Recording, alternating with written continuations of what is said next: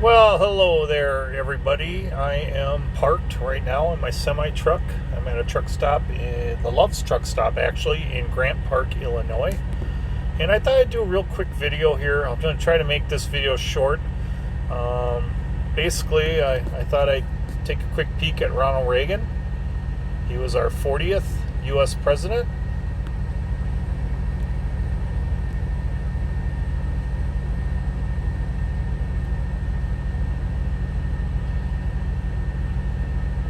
And he was the president back when I was a kid.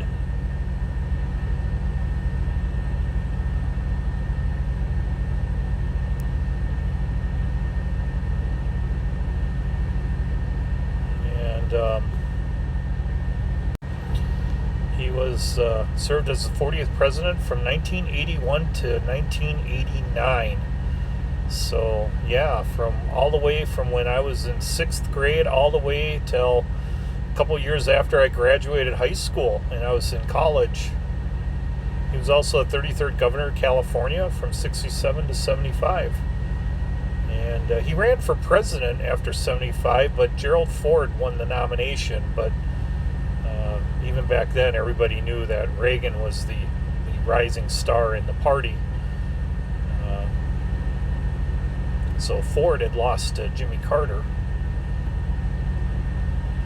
And what is Ronald Reagan best known for? Well, it was one of the most lopsided presidential elections in U.S. history. Early in the president, Reagan began implementing new political and economic initiatives. His supply-side economics policy, dubbed Reaganomics, advocated tax reduction, economic deregulation, and reduction in government spending. Kind of like the opposite of everything that's going on with the current administration right now. That's probably a big reason why Jimmy Carter lost really badly.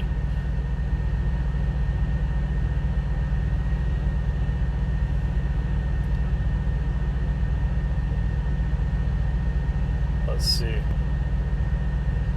And then let's see.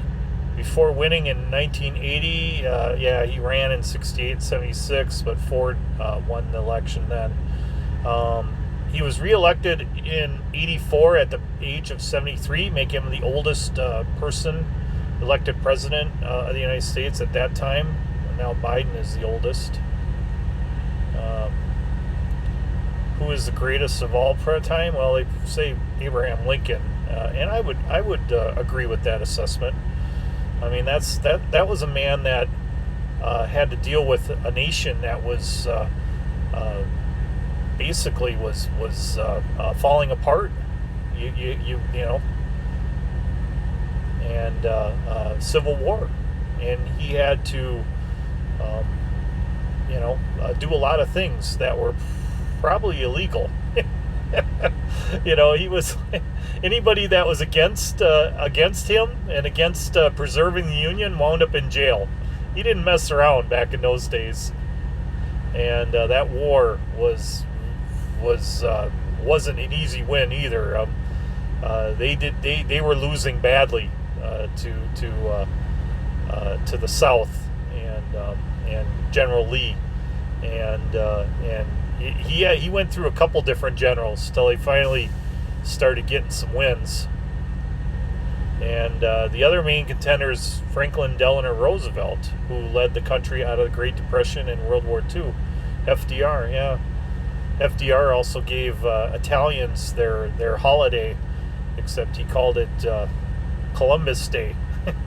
So you had a Democrat that gave the Italians Columbus Day because he was trying to honor Italian American immigrants.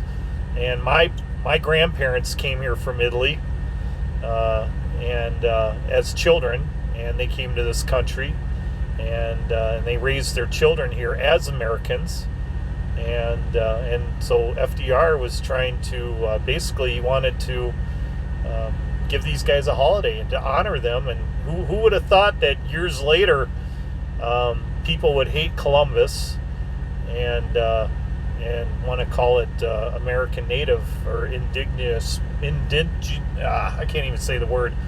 but like a American native holiday, and take away the Italians' holiday. I always joked around they should just call it Sylvester Stallone Day, and I'd be happy.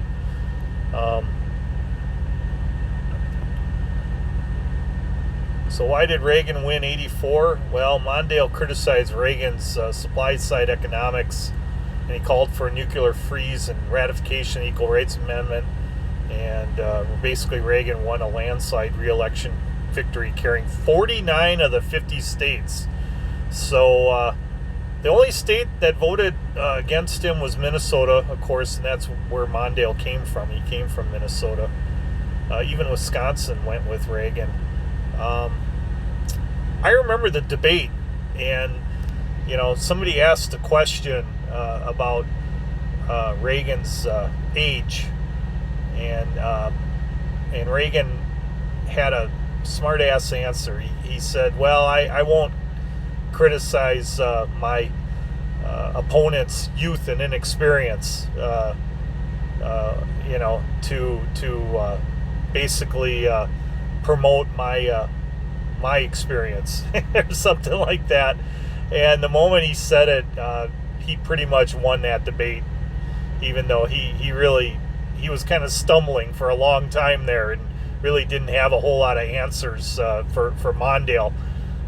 He kept saying, "Well, there you go again." And he said that a lot during the debate.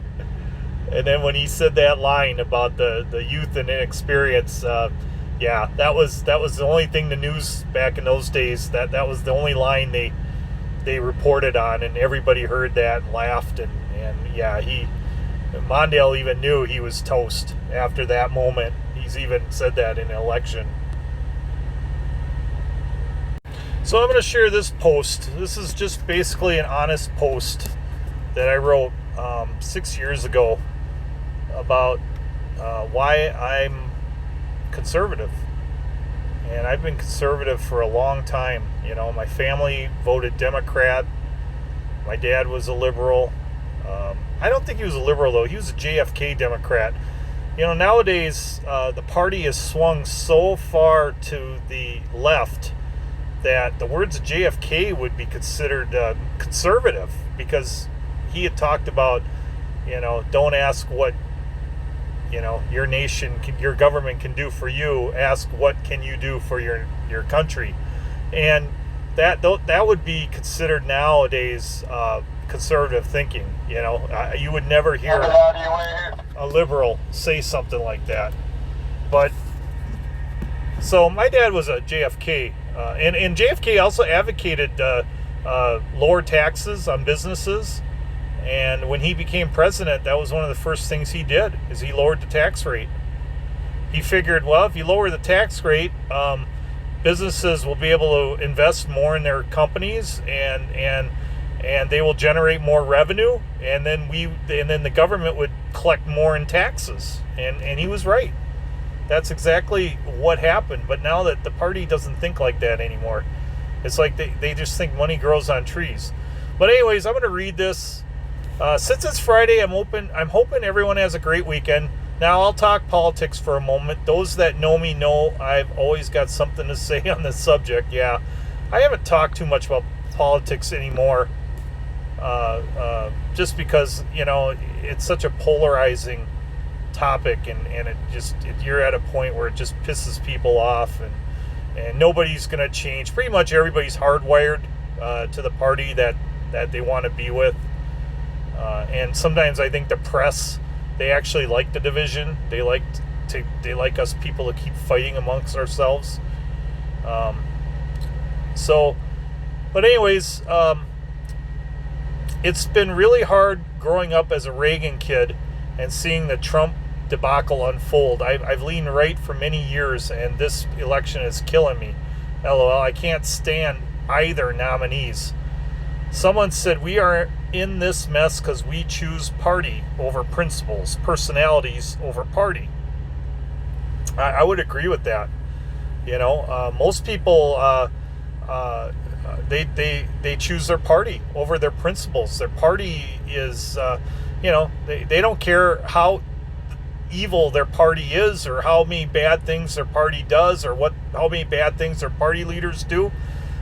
It's if it's their party, then they don't care, and that's why these people get away with all the crap that they get away with on both sides.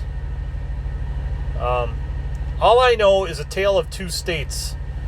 In Wisconsin, Walker froze property taxes and made state employees pay into their retirement. The state pension has money and is safe. Tax revenue went up. No state workers lost their jobs. He just told them to take furloughs, which means they might have to take like 1 to 2 weeks off, but they wouldn't get pay. In Illinois, they raised corporate and property taxes, didn't ask for state employees to contribute to their retirement. Businesses left, tax revenue went down because no workers to pay into the system. As a result, 2,000 state workers, teachers, firemen, police, etc. lost their jobs, and Illinois is still bankrupt. Liberalism doesn't work, and I can't vote for Hillary. We can't afford to mount up any more debt. Do you realize the libs want to go after everyone's 401ks? That has already happened in Europe. Yeah, that's probably the next thing they're going to be eyeing up, is everybody's 401ks. However, integrity matters, and I can't support Trump. He's not a good man, and I can tell that it's already over. She's up in Florida. Even if he gets New York. Now, this is kind of funny because he won the election, but back then, I didn't think he was going to win at all. He won't get Wisconsin. Well, he did win Wisconsin. He won Pennsylvania, and he won Ohio. He didn't get Michigan.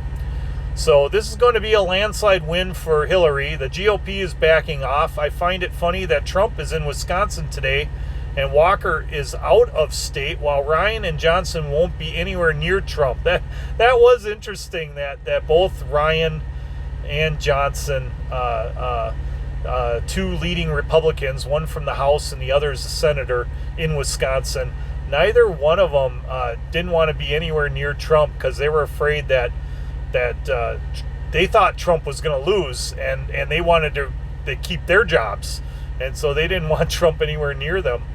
I just hope that the good people we have in office don't lose their jobs from collateral damage. What do? Still got to vote. On the positive, I always try to look for a silver lining. The stock markets always go up when a Democrat is elected, so invest now. Have a great weekend. Politics will be the last thing on my mind. So that is essentially it, what I have to say on that post. So, all right, everybody, talk to you later. Bye.